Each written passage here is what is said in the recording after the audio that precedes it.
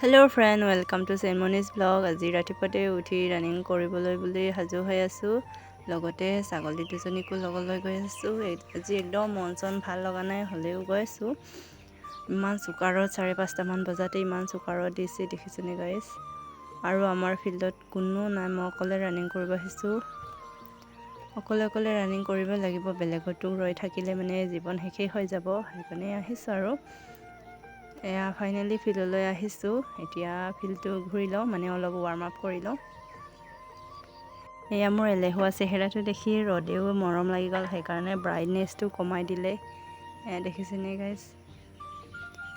এতিয়া ৰানিং কৰি লওঁ, মানে 15 মিনিটমানহে কৰিলোঁ, বেছি নকৰিলোঁ। মন চন ভাল লগা নাই, হ'লেও মানে ব্ৰেক নকৰোঁ বুলি আহিছোঁ।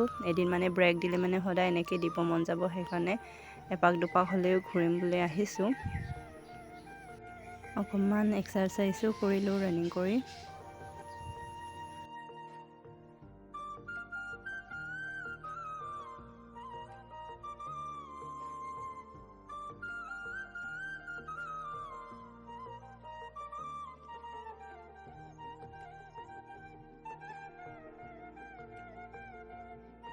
আমাৰ ফিল্ডৰ ওচৰতে এখন নদী আছে, ভাবিলোঁ আপোনালোকক দেখুৱাম বুলি।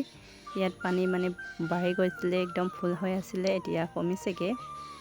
এয়া দেখিছেনে, পানীটো দেখি যে মোৰ একদম জাপ মাৰি গা ধুব মন গৈছে। লগৰ থকা হ'লেতো মই জাপ মাৰি দিলোঁ হয়, কিন্তু অকলে জাপ মাৰিবলৈ ভয় লাগিছে, সেইকাৰণে নিজকে অকণমান কণ্ট্ৰলত কৰিছোঁ আৰু নহ'লেতো জাপ মাৰি দিলোঁ হয়। এতিয়া ৰানিং আৰু এক্সাৰচাইজ কৰি ঘৰলৈ আহিছোঁগৈ।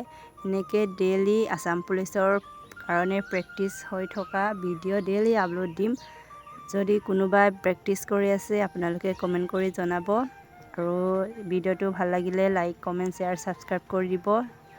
আজিলৈ ইমানেই, লগ পাম অন্য এটা ভিডিঅ'ত। আজিলৈ বাই বাই।